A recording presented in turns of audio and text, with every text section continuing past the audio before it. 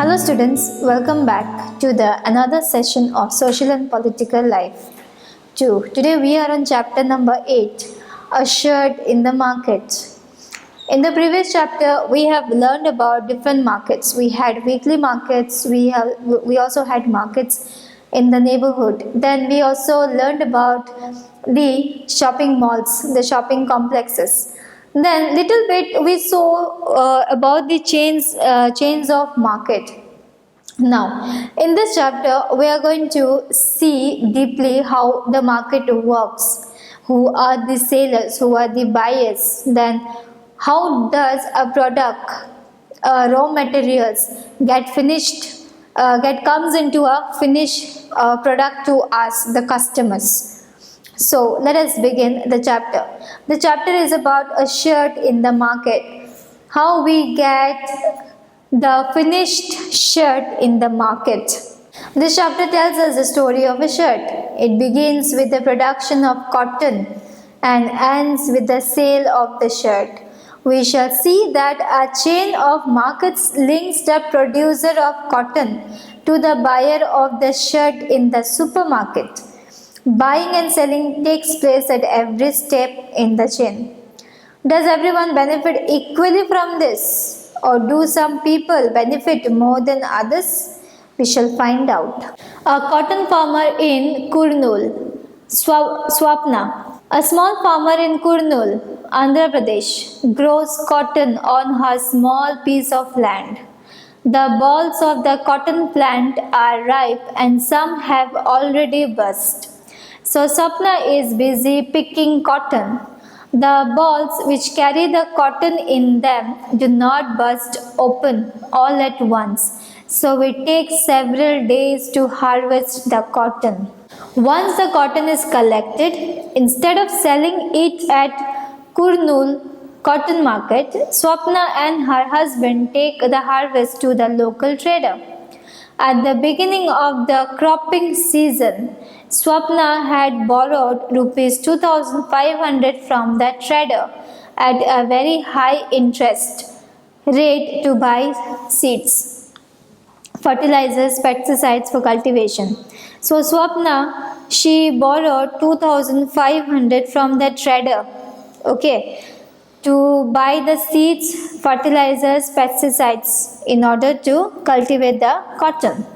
At that time, the local trader made Swapna agree to another condition. He made her promise to sell all her cotton to him.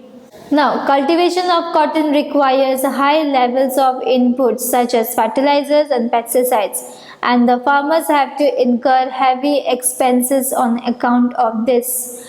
Most often, the small farmers need to borrow money to meet these expenses.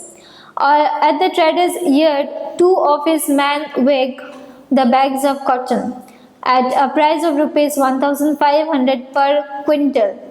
The cotton fetches rupees 6,000. The trader deducts rupees 3,000 for repayment of loan and interest and pays Swapna rupees 3,000. Now Swapna, rupees 3,000 only? Trader, cotton is selling cheap. There is a lot of cotton in the market. Swapna, I have toiled so hard for 4 months to grow this cotton. You can see how fine and clean the cotton is this time. I had hoped to get a much better price. So Swapna, she got only 3,000 from the trader for selling the cotton to the trader. So she was very upset. And she questioned the trader that why you have given me so less amount for the cotton. I have done lots of hard work in order to grow the cotton. Then the trader, he said that cotton is available in the market and it is very cheap. Now trader, Amma, I am giving you a good price. Other traders are not even paying this much. You can check at the Kurnool market if you do not believe me. Swapna, don't be angry. How can I doubt you? I had only hoped that we would earn enough from the cotton crop, at least as a few months.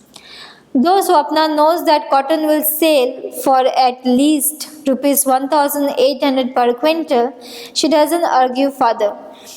The trader is a powerful man in the village, and the farmers have to depend on him for loans, not only for cultivation, but also to meet other exigencies such as illness, children's school fees. Also, there are times in the year when there is no work and no income for the farmers, so borrowing money is the only means of survival. Sapna's earning from cotton cultivation is barely more than what she might have earned as a wage laborer. Now, cloth market of Erode. Erode's bi-weekly cloth market in Tamil Nadu is one of the largest cloth markets in the world. A large variety of cloth is sold in this market. Cloth that is made by weavers in the villages around is also brought here for sale.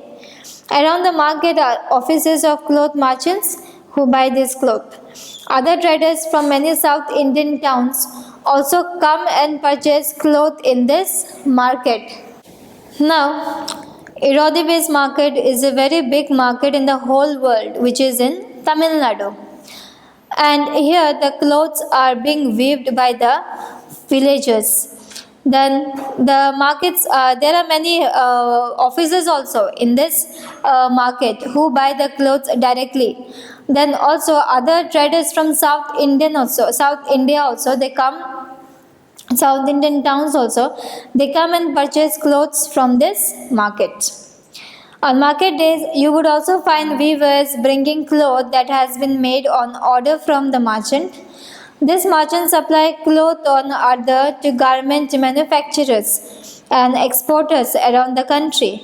They purchase the yarn and give instructions to the weavers about the kind of cloth that is to be made. In the following example, we can see how this is done. The merchant distributes work among the weavers based on the orders he has received for cloth.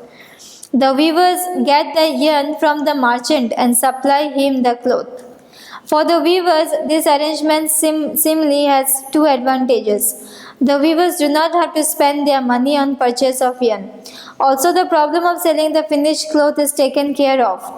Weavers know how the outside what cloth they should make and how much of it is to be woven.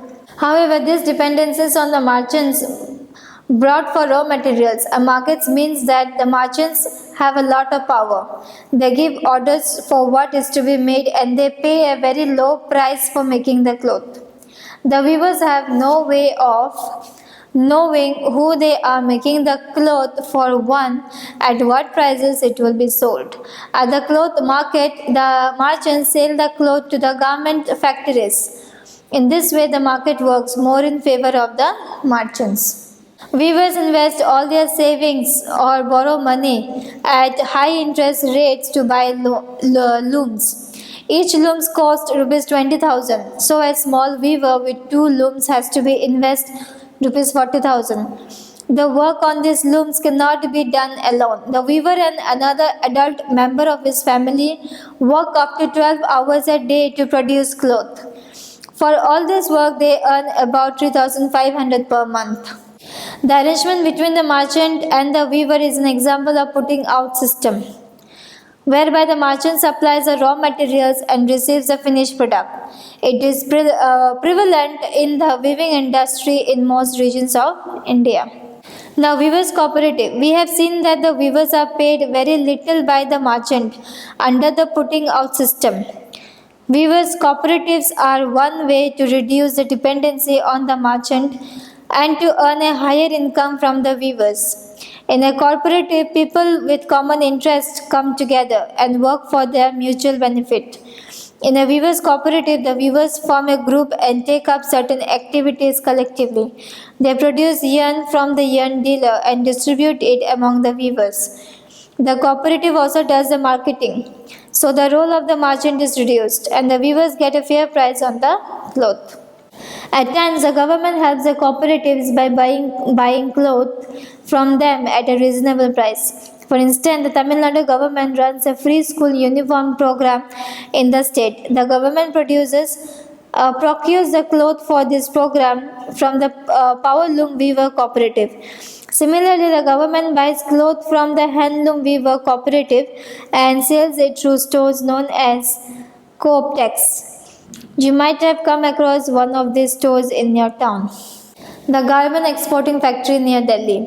The Erode merchant supplies a cotton cloth produced by the weavers to a garment exporting factory near Delhi. The garment exporting factory will use the cloth to make shirts. The shirts will be exported to foreign buyers. Among the foreign buyers and business persons from the US and Europe who run a chain of stores, these large stores do business strictly on their own terms. They demand the lowest price from the supplier. In addition, they set high standards for quality of production and timely delivery. Any defects or delay in the delivery is dealt with strictly. So the exporter tries his best to meet the conditions set by these powerful buyers. Faced with such pressure from the buyers, the garment exporting factories in turn try to cut cost. They get the maximum work out of the workers at the lowest possible wages. This way they can maximize their own profits and also supply the garments to foreign buyers at a cheap price. The Impex garment factory has 70 workers. Most of them are women. Most of these workers are employed on a temporary basis. This means that whenever the employer feels that a worker is not needed, the worker can be asked to leave. Workers' wages are fixed according to their skills. The highest paid among the workers are the tailors who get about rupees 3,000 per month. Women are employed as helpers for thread cutting, buttoning, ironing, and packing.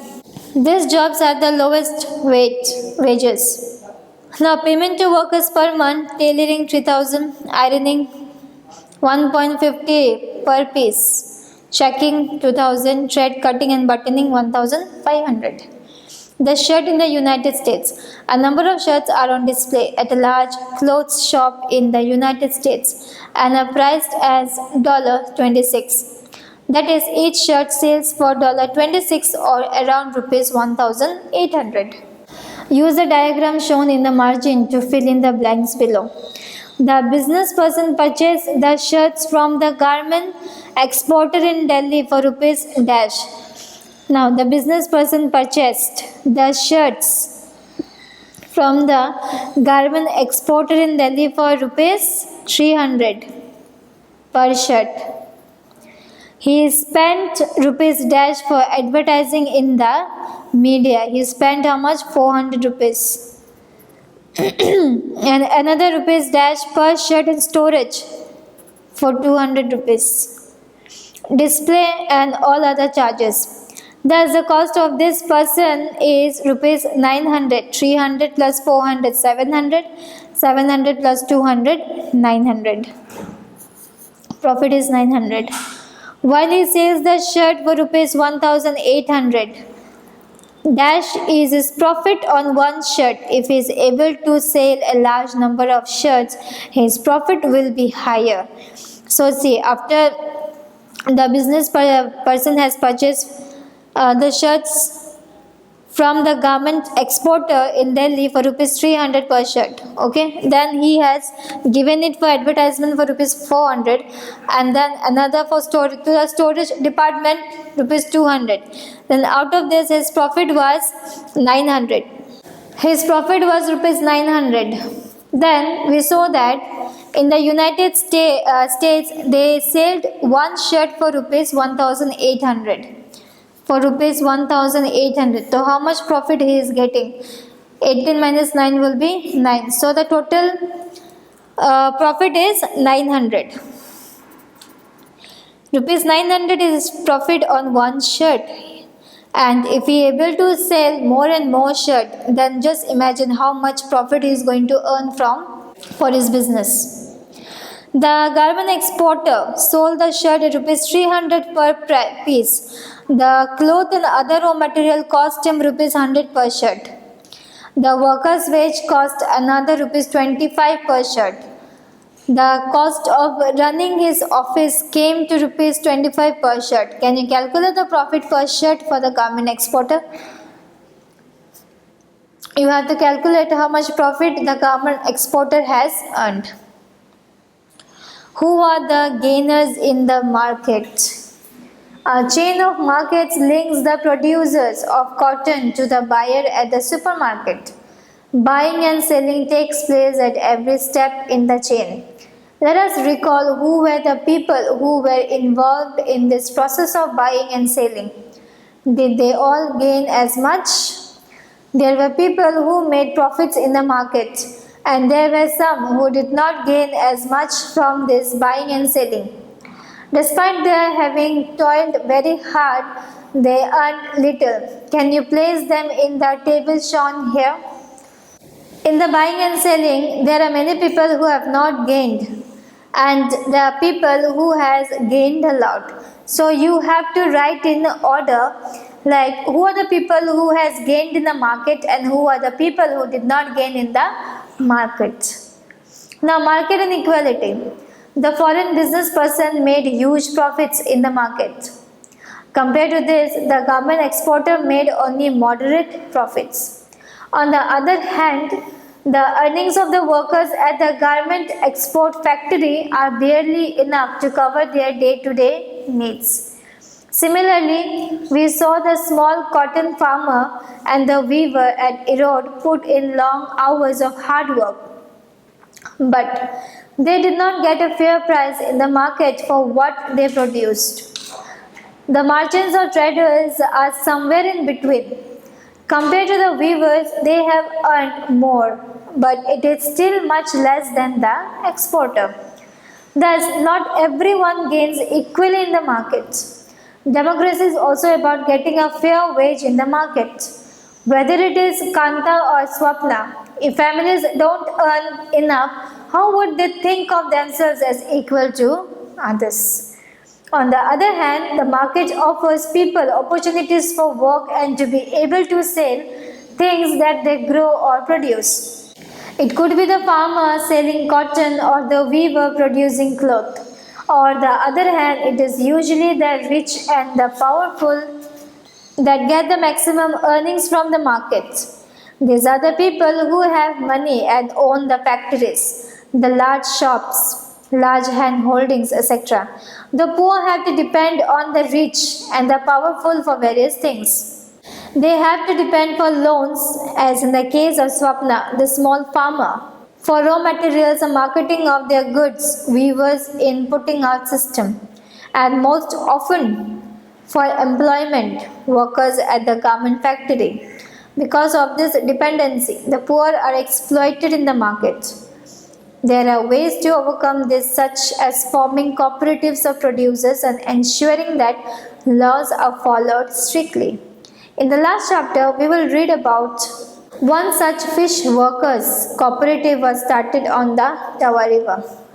So next chapter, we will see more about the producers and the buyer, about the buyers, how they have gained profit. So this was about the chapter, a shirt in the market, how the shirts from the producer to the seller has reached. Now next time we will see more about on the next chapter.